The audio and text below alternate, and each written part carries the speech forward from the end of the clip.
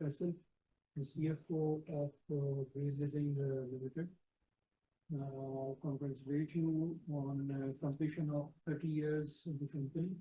अलहमदुलिल्लाह company के जो हैं वो एक पूरी के 30 साल हमारे जो है वो सक्सेसफुली कंप्लीट हो चुके हैं। आज हम बिल्कुल इन्वेक्टिव कॉर्पोरेट ब्रीफिंग सेशन है कंपनी का फॉर द ईयर एंडेड 30 जून 2025। आज हम कंपनी को और उसके जितने भी कुछ डिटेल्स सेगमेंट्स हैं उनको डिफरेंट हवाले से डिस्कस करेंगे। जो टॉपिक्स हम लोग कवर करेंगे, वैसा जो टॉपिक्स हम लोग जो है वो कवर करेंगे, उसमें सबसे पहले जो है वो that is the profile of the company. The next slide please. इसमें सबसे पहले जो है वो प्रोफाइल ऑफ द कंपनी है। इसमें कुछ काफी इंटरेस्टिंग सेगमेंट्स हैं। बेसिकली ग्रेस लीजिंग लिमिटेड जो है ये 1995 में इस्टेब्लिश हुई और इनिशियली आप सब लोग जानते हैं कि अंडर द कंपनी ऑर्डिनेंस 1984 जब रिपील हुआ और जो कि अब कंपनी एक्ट 2017 हो गया और कंपनी जो है वो स्टॉक एक्सचेंज जो कराची स्टॉक एक्सचेंज है उसके साथ और लाहौर स्टॉक एक्सचेंज के साथ लिस्टेड है। और इसमें the Grace Leasing Limited was incorporated in Pakistan in August 1995 as a public limited company. शुरू से एक पब्लिक लिमिटेड कंपनी थी and commenced its commercial operation in February 1997. 97 से ऑफिशियली कंपनी ने जो है वो अपने बिजनेस को स्टार्ट किया। GLL is listed on Karachi and Lahore Stock Exchanges of Pakistan. The company has an authorized share capital of 350 million divided into 35 million ordinary shares, and with a paid-up capital of 2.5 million divided into 21.5 million ordinary shares of rupees 10.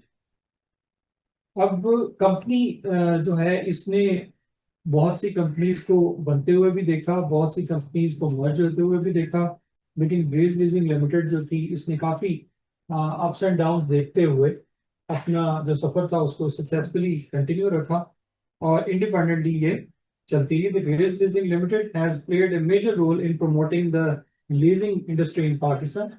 The main objective of the company is to undertake the business of the leasing and leasing operations of all kinds.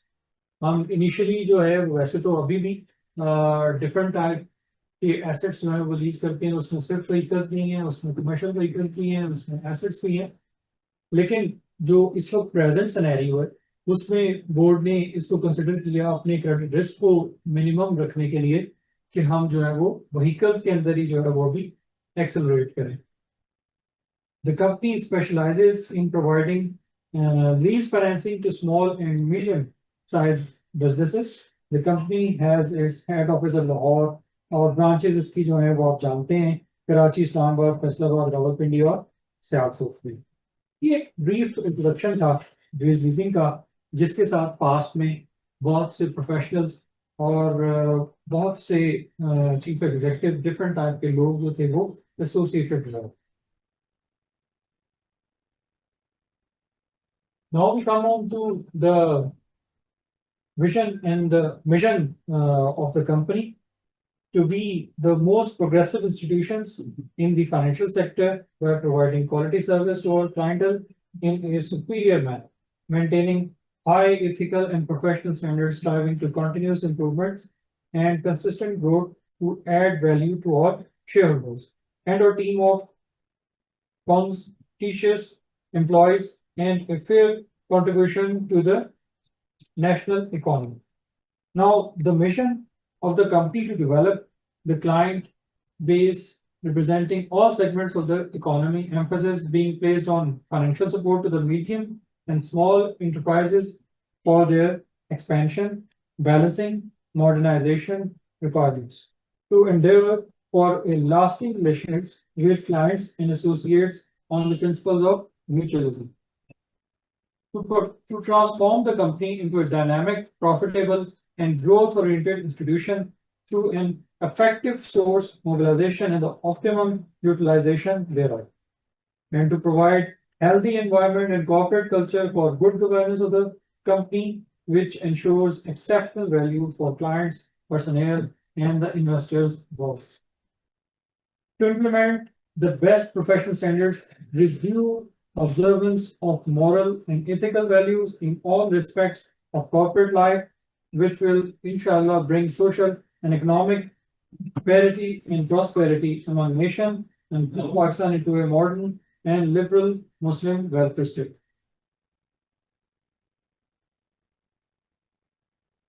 Presently जो company की जो associated companies हैं जो कि holding company भी हैं, GOC park limited और एकेआई industries limited. एकेआई industries private limited एक प्राइवेट लिमिटेड कंपनी है और जीओसी जो है वो एक पब्लिक लिमिटेड कंपनी है और सियालकोट बेस्ड हैं दोनों कंपनीज।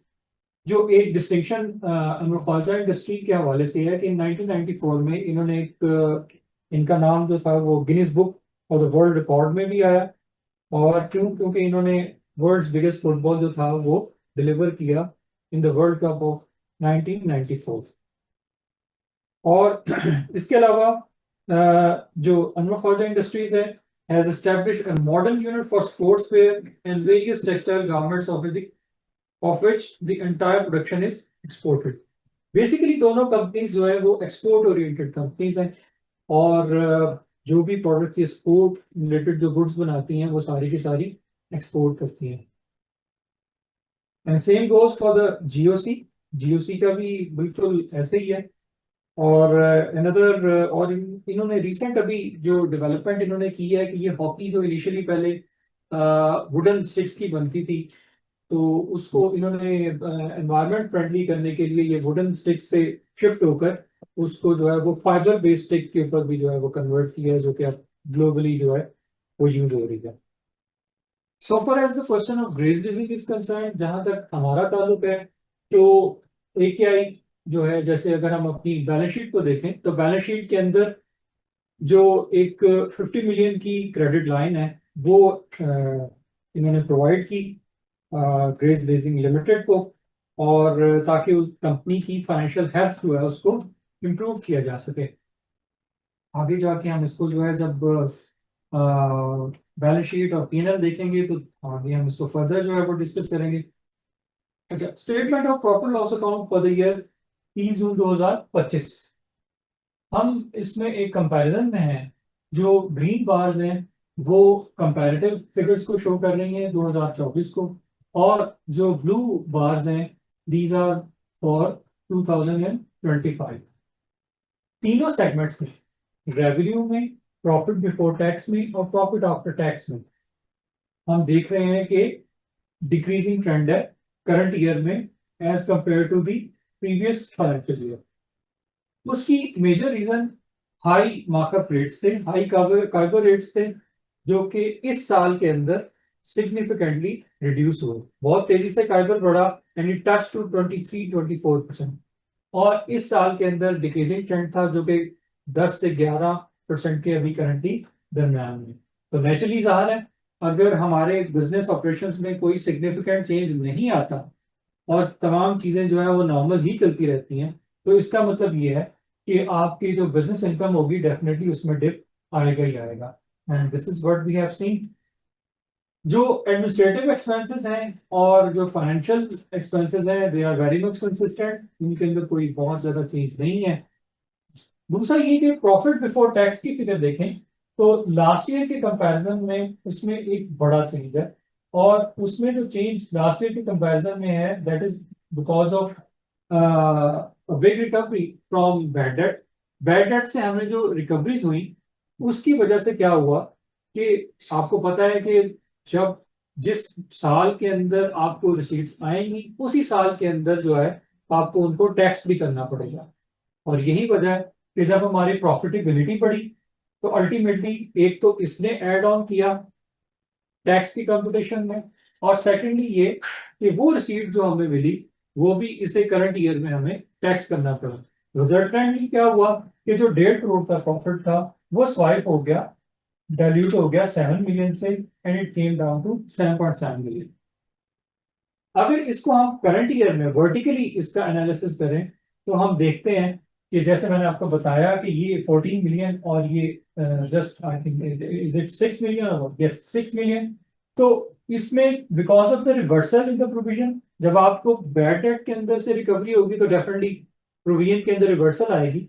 तो उस रिवर्सल की वजह से क्या है कि आपकी प्रॉफिटेबिलिटी बिफोर टैक्सेशन इंक्रीज होगी, लेकिन हमारा जो taxation for the current period था वो रिड्यूस हो गया, क्योंकि कंपैरिजन में अगर हम देखें कि 7 मिलियन है और इधर देख रहे हैं तो जस्ट अप्रोक्सीमेटली 5 लाख रुपए है। तो उसकी वजह ये भी है कि एक तो डेफर टैक्स का इम्पैक्ट है इसके अंदर, और पिछले साल में भी डेफर टैक्स जो था वो इंक्रीज हुआ, इस साल के अंदर वो डेफर टैक्स ना के रिवर्स हुआ बल्कि हमारी जो टैक्स लाइबिलिटी थी वो भी सिग्निफिकेंटली रिड्यूस। और रिजल्टेंटली क्या हुआ कि हम 5.5 पे प्रॉफिट आफ्टर टैक्सेशन पे आ गए।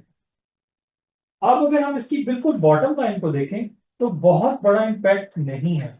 अल्टीमेटली जो इम्पैक्ट यहां पर हमें नजर आ रहा है that is because of the finance income. वो जो फाइबर रेट जो कि रिड्यूस हुआ उसका अल्टीमेटली जो बॉर्डर लाइन के ऊपर इम्पैक्ट आया वो बिल्कुल हमें यहाँ पर विजिबल है।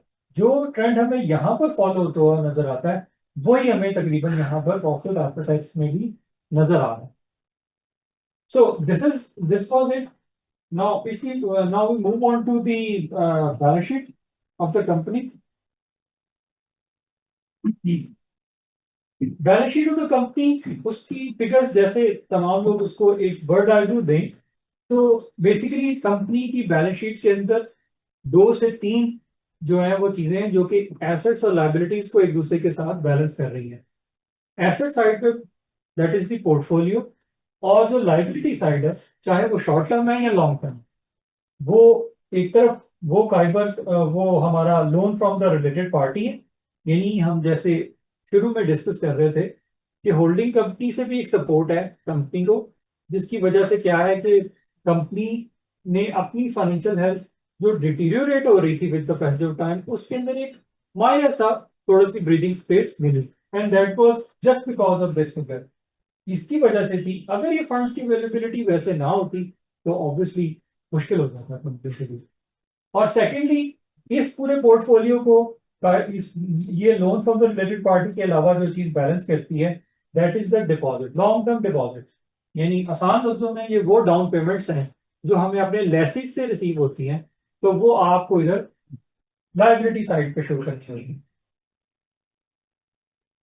और एक अच्छी चीज जो इसमें हमें नजर आ रही है, ऑब्वियसली जाहिर है प्रॉफिट अर्न किया कंपनी ने तो डेफिनेटली इसका इम्पैक्ट जो है वो शेयर होल्डर्स इक्विटी पे आएगा। वही जो 5 मिलियन का इम्पैक्ट है वो इसमें एड ऑन होके 71 मिलियन से हमें 76.5 मिलियन के ऊपर लेके आ रहा है। तो इक्विटी ऑफ द कंपनी जो है मोर इम्पोर्टेंटली उसके अंदर भी थोड़ा सा इंक्रीज आ रहा है। नेक्स्ट। ओके, बड़ा सिंपल सा फाइनेंशियल एनालिसिस है। ये 6 इयर्स के ट्रेंड्स हैं। अगर हम इसको देखें कि इनिशियली अगर हम रेवेन्यू को इसको अगर क्लैरिटी पर्पस के लिए मेरे पास जो हैंड आउट है, क्योंकि अभी मैं इसके बहुत ज़्यादा करीब हूँ शायद मुझे उतना वो क्लियर ना नजर नजर आ सके। रेवेन्यू का अगर हम ट्रेंड देखें तो 18 मिलियन से अब करंटली दैट इज 24 मिलियन, जो कि इनिशियली हमें 2020 से लेकर 2024 तक उसमें एक इंक्रीजिंग ट्रेंड नजर आया, और इस साल में उसमें डिप है। वो जो इस साल में डिप है that is again because of the fibre की वजह से। फाइनेंशियल चार्जेस जो कि 7 मिलियन से रिड्यूस होकर it came down to just 0.21 million, कुछ भी नहीं है, 2 लाख रुपए के रह गए। नाउ द प्रोविजन, अगर प्रोविजन को हम देखें तो 2022 में डेफिनेटली एक प्रोविजन है जो हमें इंकॉर्पोरेट करनी पड़ेगी, लेकिन अदरवाइज जो है वो हमें ऑनवर्ड जो ट्रेंड नजर आ रहा है वो सारा का सारा प्रोविजन में रिवर्सल है। वो प्रोविजन में रिवर्सल इस वजह से है क्योंकि पिछले 3 साल के अरसे में कंपनी ने बैड पोर्टफोलियो के अगेंस्ट तकरीबन 3.25 करोड़ रुपया जो कि रिकवर किया है over the period of time, किसी एक साल में नहीं, ओवर द पीरियड में 3 सालों की एक एक्यूमुलेटेड फिगर जो है वो कोट कर रहा हूँ। इसलिए हमें ये जो है जो प्रोविजन के अंदर रिवर्सल जो है वो नजर आ रही है। Profit before tax and profit और लॉस आफ्टर टैक्स, वो 2020 के अंदर जो बिफोर टैक्स और आफ्टर टैक्स लॉसेस थे, अगर हम उसको एक बर्ड रिव्यू दें तो वो हमें पॉजिटिविटी में अल्हम्दुलिल्लाह कन्वर्ट होते हुए नजर आ रहे हैं। इनिशियली पहले 2021 में प्रॉफिट बिफोर टैक्स था, लेकिन टैक्सेशन की वजह से उसका इम्पैक्ट जो था उसने उसको डाइल्यूट कर दिया और वो 1.6 मिलियन पे आ गई। नेक्स्ट ईयर जब 2022 आया, अगेन प्रॉफिट बिफोर टैक्स था, लेकिन टैक्स के इम्पैक्ट की वजह से आया। ये प्रॉफिट आफ्टर टैक्स जो है इसमें कॉन्टिन्यूस जो एक डिक्लाइनिंग ट्रेंड है, जो इंक्रीजिंग ट्रेंड है नेगेटिव पॉइंट ऑफ व्यू से, वो इसलिए है कि कुछ लीजें हमने ऐसी डिस्पर्स कर दी कि जिसके ऊपर कंपनी को खुद ही टैक्सेशन बढ़ जाती थी और कंपनी को खुद ही टैक्स पे करना पड़ता था। जितना उतना हम प्रॉफिट अर्न नहीं करते थे कि जितना हम लोगों को कंपटीशन के टाइम के ऊपर टैक्स पे करना पड़ जाता था। और अल्टीमेटली क्या होता है कि उस डेफर टैक्स के इम्पैक्ट की वजह से और उस कंपटीशन के इम्पैक्ट की वजह से प्रॉफिट तो टैक्स से पहले होता, लेकिन जैसे ही वो टैक्सेशन की फिगर आती उसको डाइल्यूट होकर वो लॉस आफ्टर टैक्स में कन्वर्ट हो जाती। इस स्ट्रेटेजी को फिर हम लोगों ने चेंज किया और बोर्ड ऑफ डायरेक्टर्स के साथ हमने इस मैटर को डिस्कस किया। और उसको डिस्कस करने के बाद हमने ये पॉलिसी ये डिफाइन की कि वो जो डेप्रिसिएशन की लिमिट है जो हमें टैक्स अलाउ करता है, उससे ज्यादा वैल्यू की गाड़ी लीज नहीं करेंगे। और अल्टीमेटली वो जो बलून बना हुआ था डेफर टैक्स का, वो स्क्वीज हुआ। जो कंपटीशन पे जो हमें एक्सेप्ट जो एक्स्ट्रा ऑर्डिनरी टैक्सेस पड़ते थे उनको हमने कर्टेल किया। और फिर हम हमारी फिगर जो थी वो प्रॉफिट बिफोर और आफ्टर टैक्स कंटिन्यू होने लगी। Now the next one is, अगर हम बैलेंस शीट को देखें, जरा पीछे आइएगा, अगर हम बैलेंस शीट को देखें तो उसके अंदर हमें इक्विटी के अंदर भी इंक्रीजिंग ट्रेंड नजर आ रहा है। 2022 से अगर हम देखें तो शेयर होल्डर इक्विटी 63 मिलियन से रिड्यूस होकर बिल्कुल नाइफ एज पे 57.9 मिलियन पे आ गई। लेकिन अगेन जैसे मैंने स्ट्रेटेजिक चेंज की बात की, तो उसकी इम्प्लीमेंटेशन के बाद उस पॉलिसी में चेंज की बात से इक्विटी ने फिर से एक्सेलरेट करना शुरू किया, 63, 71 एंड नाउ 76। बोरिंग्स को अगर हम देखें तो वो जो क्रेडिट हमारे पास लिमिट थी जो कि ह्यूज थी, इनिशियली जब हम उसमें से यूटिलाइजेशन कर रहे थे तो वो ह्यूज थी, 57 million, 60 million, 50 million. Now it came down to 25 million, 27 million, 39 million, क्योंकि वो प्रॉफिटेबिलिटी, वो 2 करोड़ रुपया जो हमने 2-3 सालों में कन्वर्ट अर्न किया, अब हमें क्रेडिट लाइन में से उतना कम यूटिलाइज करना पड़ता था और कंपनी अपने जनरेट किए हुए प्रॉफिट्स के ऊपर जो थी वो ज्यादा रिलाई करने लगी। And same goes for the net investment, उसके ट्रेंड्स भी ऐसे हैं। और जब इन सब चीजों के ट्रेंड्स ऐसे होंगे तो टोटल एसेट्स और लायबिलिटीज उनके ट्रेंड्स भी उन्हीं चीजों को फॉलो करेंगे। नीचे कुछ परफॉर्मेंस इंडिकेटर्स हैं, वो जो मैंने अभी एक डिटेल्ड एलेबोरेटिव डिस्कशन की है, ये बेसिकली उसकी एक कैलकुलेटिव एक इम्पैक्ट है। और हमारी उन तमाम बातों को, तो ये अगर आप लोग इसको देखें तो इसके अंदर भी आपको जो रेशो एनालिसिस जो नजर आ रहा है, जीपीए इन टर्म्स, वो ऊपर वाली figure in terms of value थी, ये इन टर्म्स ऑफ परसेंटेजेस है। अदरवाइज इनमें कोई इतना सिग्निफिकेंट उसमें जो है ना वो तमाम चीजें हम लोग अभी डिटेल में डिस्कस कर चुके हैं। Next.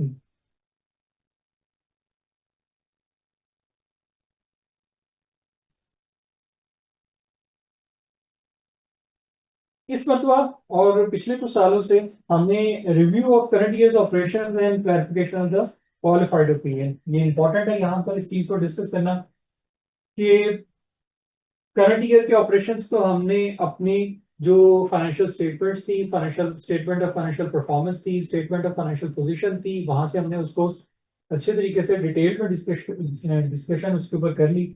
ये उसकी ग्राफिकल रिप्रेजेंटेशन है, मतलब ग्राफिकल मीन्स कि उसकी टेक्स्ट फॉर्म में ये वही सब चीजें लिखी हुई हैं।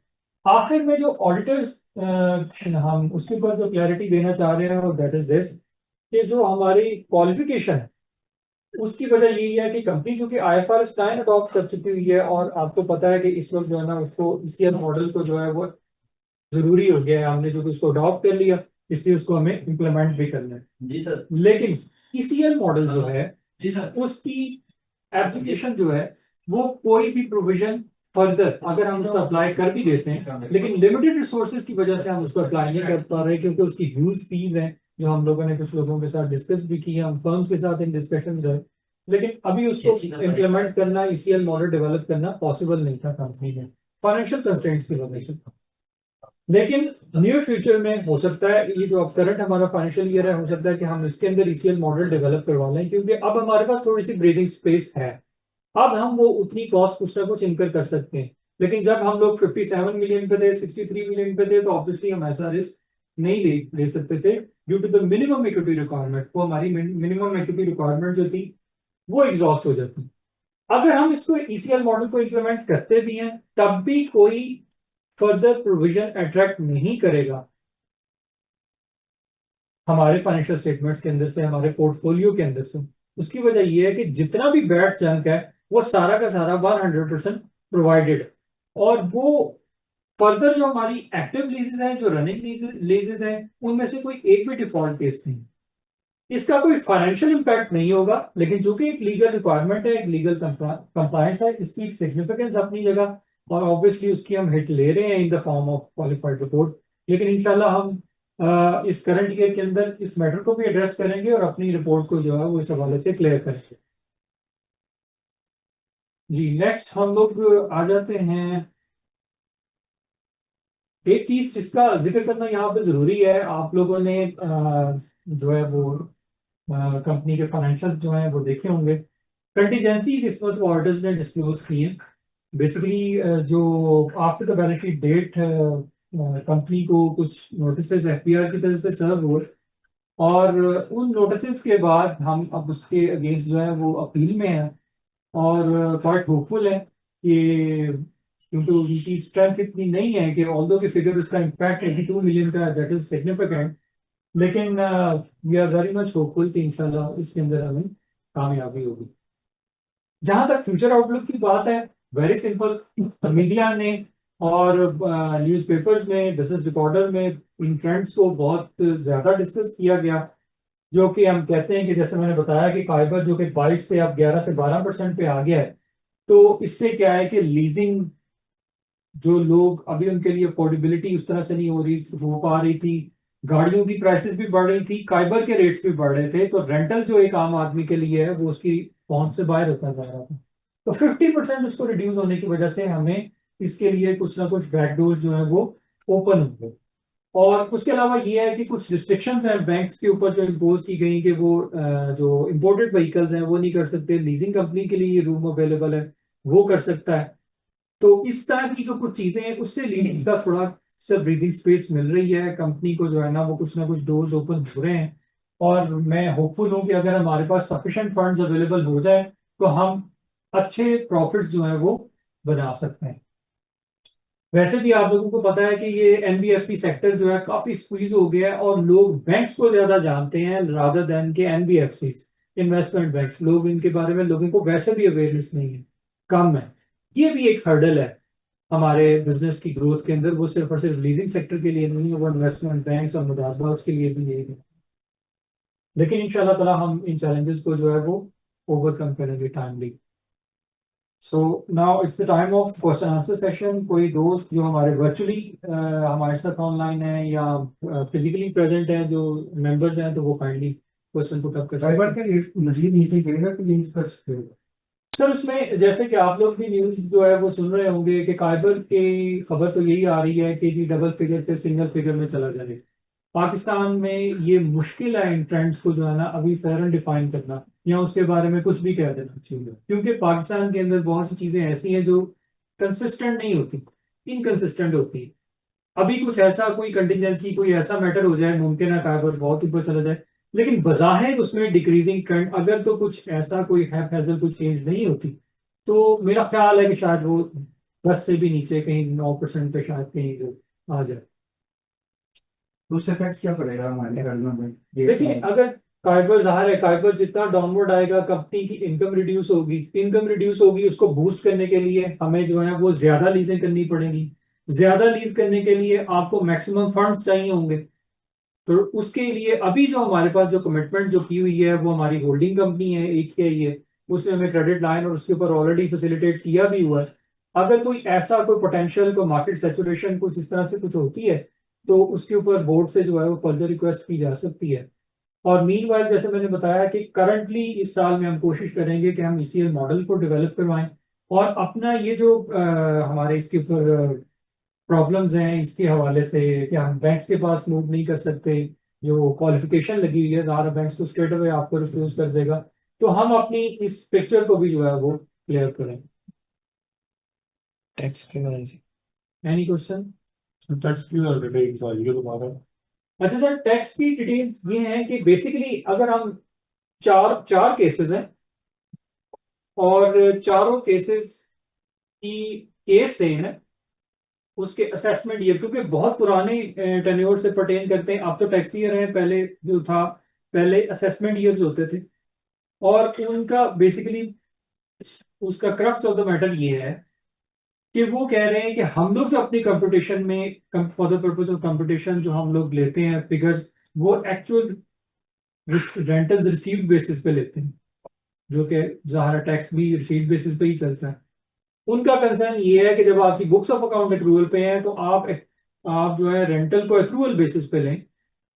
इसमें हमारा स्टैंस जो है ना वो बड़ा सिंपल है। एक्रूड रेंटल का बेसिकली कोई कॉन्सेप्ट नहीं होता। एक्रूड इनकम का हो सकता है, एक्रूड एक्सपेंस हो सकते हैं, इनकी एक्रूवल कॉस्ट हो सकती हैं। रेंटल्स को एक्रू नहीं किया जाता। ये नहीं कि सिर्फ टैक्स पर्पसेस के लिए, उसको अकाउंटिंग में भी उसकी ये कोई टर्मिनोलॉजी नहीं। तो पहले तो ये एक तरह का मेरे हिसाब से तो बड़ा ओपन एंड शट सा केस है कि आप एक किसी बंदे को कहेंगे भाई ये तो टर्म ही एग्जिस्ट नहीं करती एक्रूवल रेंटल। हमें ना तो अकाउंट्स में कहीं हमें उनकी कोई जरूरत होती है और ना ही वो इस टर्म की और एक्रूवल रेंटल की कोई एग्जिस्टेंस है। तो चारों केसेस के अंदर सेम है, उनके ईयर्स डिफरेंट है, लेकिन ये जो केस है वो दैट इज द सेम।